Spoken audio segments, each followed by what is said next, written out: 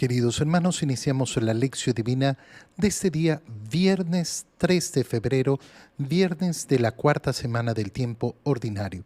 Por la señal de la Santa Cruz de nuestros enemigos, líbranos, Señor Dios nuestro, en el nombre del Padre, y del Hijo, y del Espíritu Santo. Amén. Señor mío y Dios mío, creo firmemente que estás aquí, que me ves, que me oyes. Te adoro con profunda reverencia, te pido perdón de mis pecados y gracia para hacer con fruto este tiempo de lección divina. Madre mía Inmaculada, San José, mi Padre y Señor, Ángel de mi guarda, interceded por mí. En la primera lectura de este día, viernes, retomamos la lectura de la carta a los Hebreos y leemos el capítulo 13, versículos 1 al 8.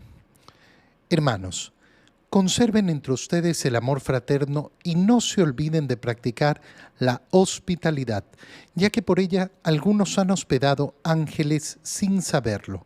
Acuérdense de los que están presos, como si ustedes mismos estuvieran también con ellos en la cárcel.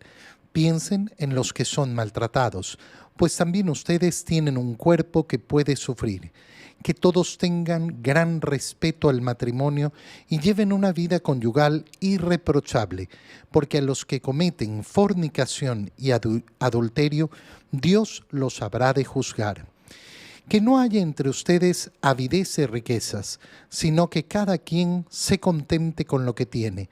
Dios ha dicho, nunca te dejaré ni te abandonaré. Por lo tanto, nosotros podemos decir con plena confianza, el Señor cuida de mí. ¿Por qué les he de tener miedo a los hombres? Acuérdense de sus pastores que les predicaron la palabra de Dios. Consideren cómo terminaron su vida e imiten su fe. Jesucristo es el mismo, ayer, hoy y siempre. Palabra de Dios. Las recomendaciones de esa vida caritativa que nos propone la carta a los Hebreos viene ahora en el capítulo 13, después de haber pasado por una larga explicación de la fe, que va a ser el sustento de esa vida caritativa del cristiano. Este orden es sumamente importante. ¿Por qué? Porque hoy nos topamos con muchísimas personas que creen que es a la inversa, que no importa si uno no rinde el culto debido a Dios con tal de que haga buenas obras a sus hermanos. Y entonces si yo participo en una caridad y no sé qué, yo no necesito rendir el culto justo a Dios. Y esto, claro, es una barbaridad. Es una barbaridad porque lo primero siempre va a ser el acto de amor a Dios. Sobre ese amor a Dios se va a fundamentar el amor a los hermanos. De hecho, lo que quiere hacer un verdadero creyente no es darle su amor a los demás, sino ser testigo del amor de Dios en el mundo, transmitir la fuente del amor que es Dios. Pero claro, si yo no tengo esa relación de amor, de fe, de confianza en el Señor, no voy a transmitir sino un amor puramente humano, que siempre va a ser muy pequeñito, muy diminuto. Conserven entre ustedes el amor fraterno en primer lugar, sabiendo que la fraternidad empieza en la constitución de esa comunidad cristiana, sabiendo que somos miembros de una comunidad. Ese amor fraterno que se basa lógicamente en la familia en primer lugar, pero esa fraternidad cristiana porque somos hijos de Dios y que después se extiende a esa fraternidad humana. Por tanto, no se olviden de practicar la hospitalidad. Y no se recuerda cómo en las Escrituras algunos han hospedado ángeles sin saberlo. Tener un corazón hospitalario, es decir, un corazón abierto a los demás, querer atender a los demás, querer recibir a los demás. Acuérdense de los que están presos, como si ustedes mismos estuvieran presos. La caridad hacia los presos es una constante en el Evangelio. ¿Por qué? ¿Por qué es tan importante? Porque Dios nos ha creado para la libertad y Cristo ha muerto para que seamos libres.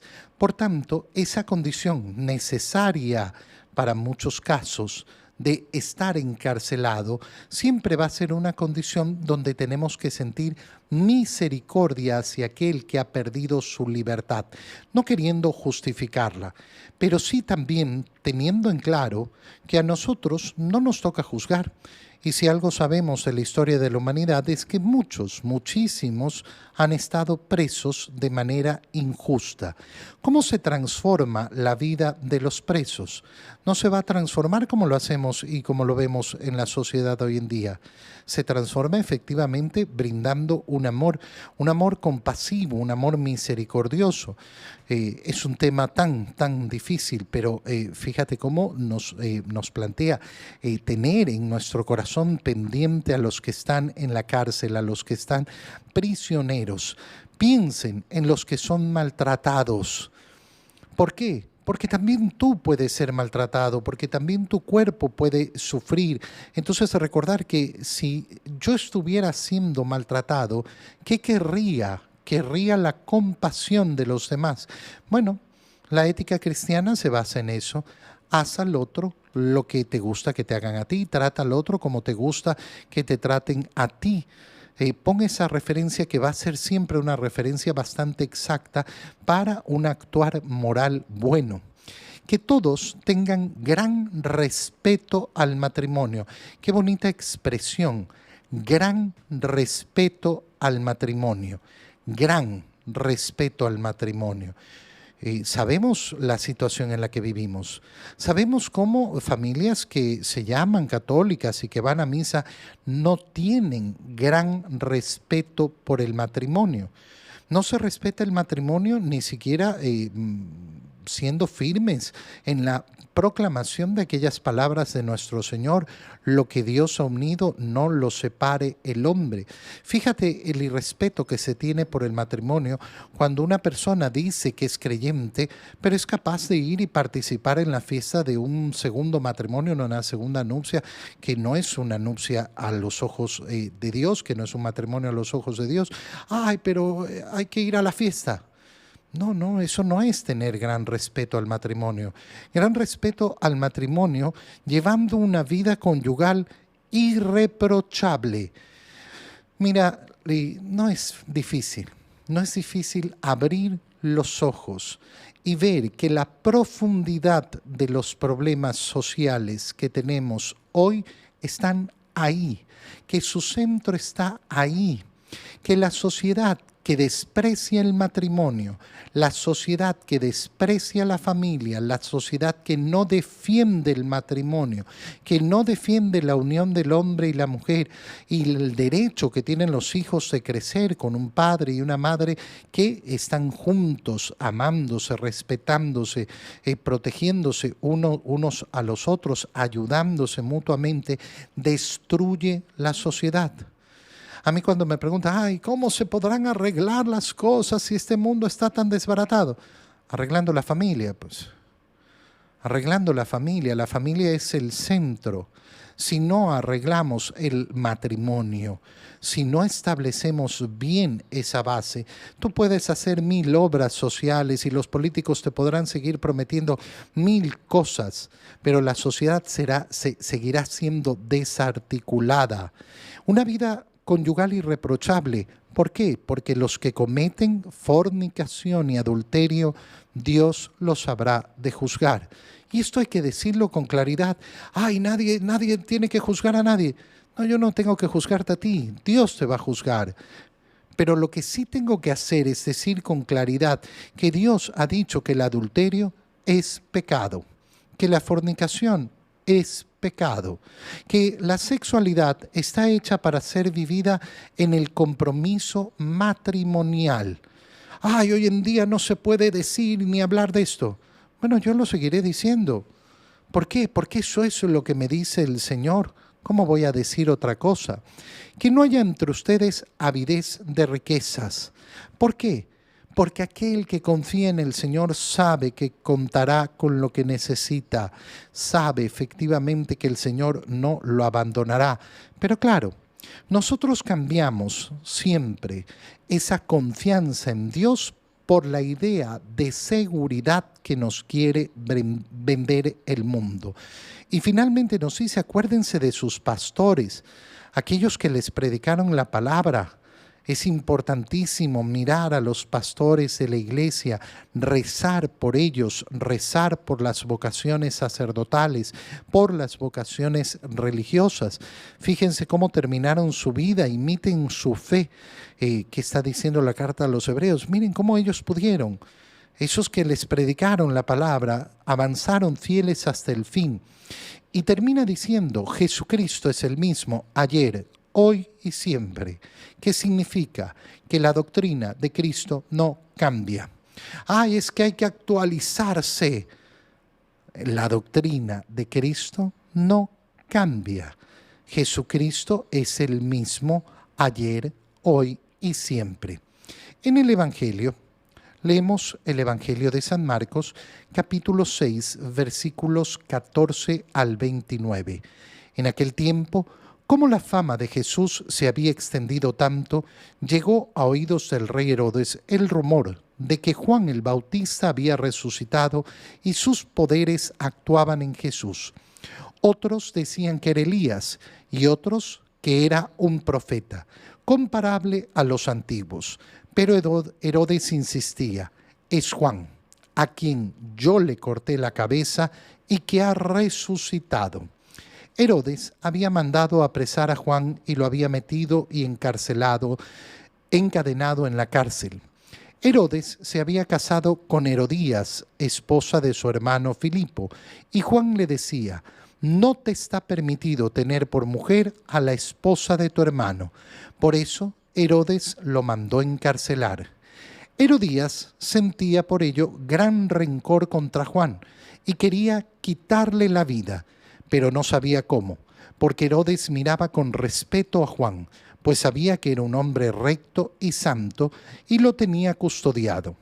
Cuando lo oía hablar, quedaba desconcertado, pero le gustaba escucharlo.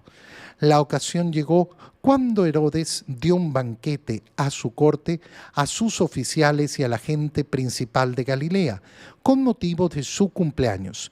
La hija de Herodías bailó durante la fiesta y su baile les gustó mucho a Herodes y a sus invitados. El rey le dijo entonces a la joven, pídeme lo que quieras y yo te lo daré. Y le juró varias veces, te daré lo que me pidas, aunque sea la mitad de mi reino. Ella fue a preguntarle a su madre, ¿qué le pido? Su madre le contestó, la cabeza de Juan el Bautista. Volvió ella inmediatamente junto al rey y le dijo, quiero que me des ahora mismo en una charola la cabeza de Juan el Bautista. El rey se puso muy triste, pero debido a su juramento y a los convidados no quiso desairar a la joven y enseguida mandó un verdugo que trajera la cabeza de Juan. El verdugo fue, lo decapitó en la cárcel, trajo la cabeza en una charola, se la entregó a la joven y ella se la entregó a su madre. Al enterarse de esto, los discípulos de Juan fueron a recoger el cadáver y lo sepultaron. Palabra del Señor.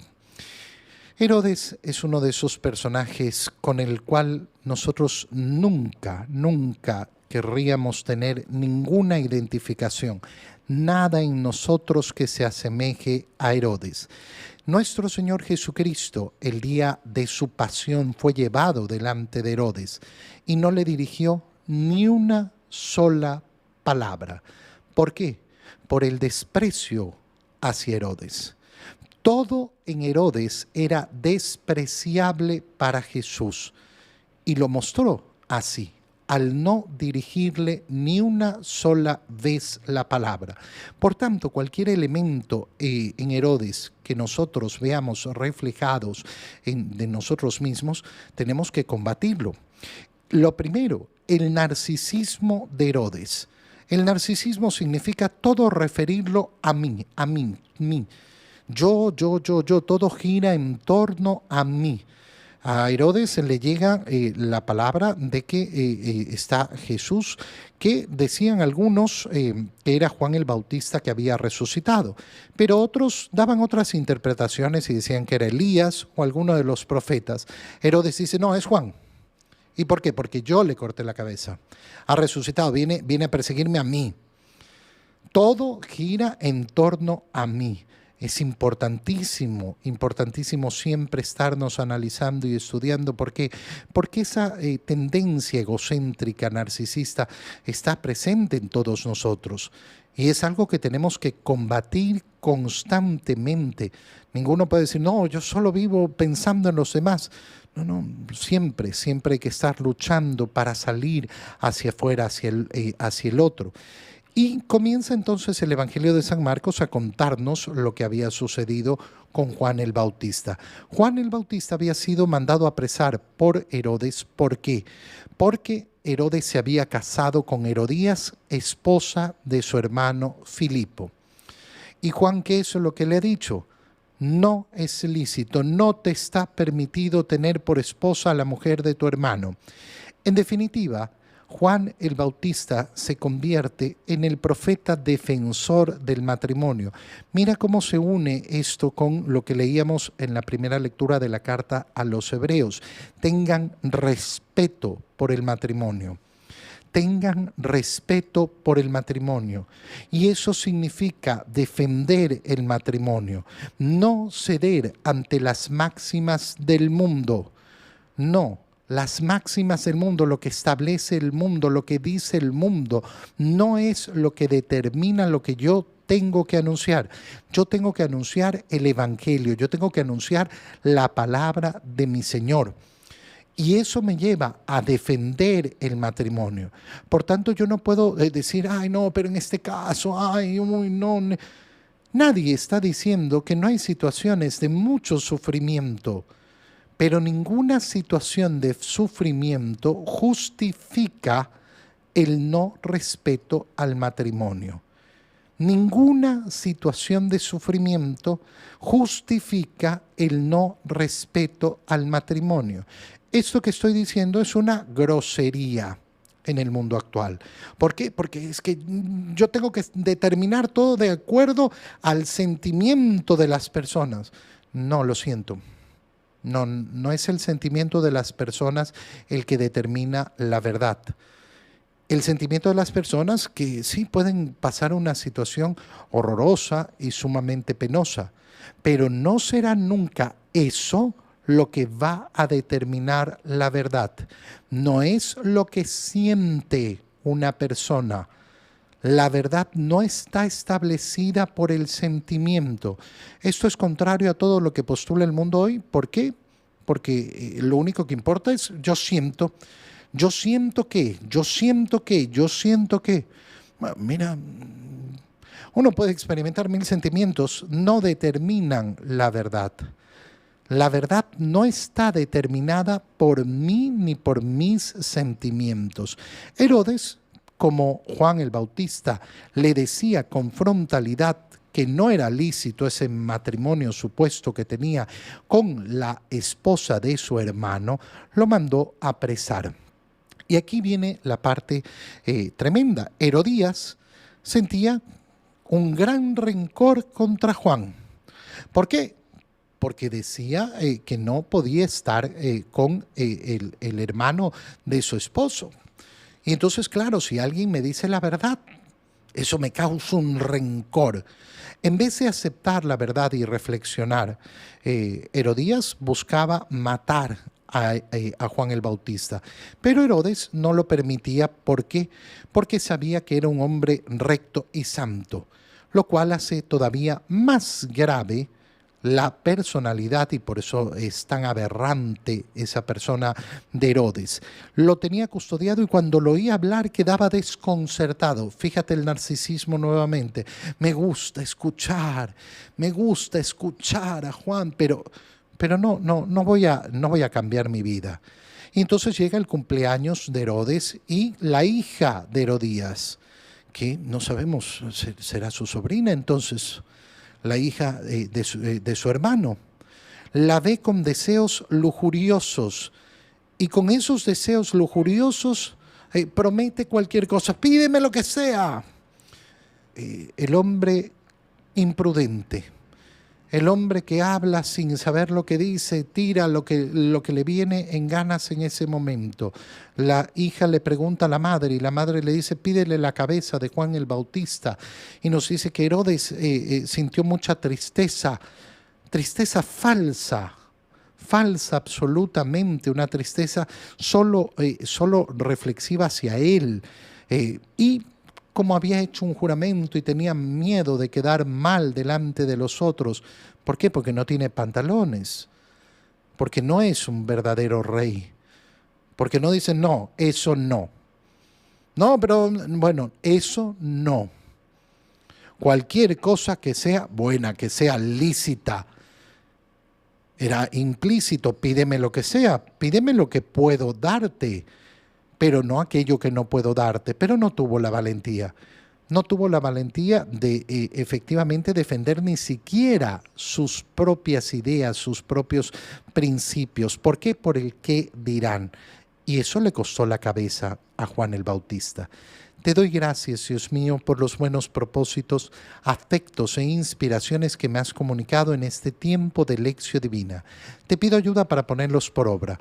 Madre mía Inmaculada, San José, mi Padre y Señor, Ángel de mi guarda, interceded por mí. María, Madre de la Iglesia, ruega por nosotros. Queridos hermanos, que tengan todos un muy feliz día.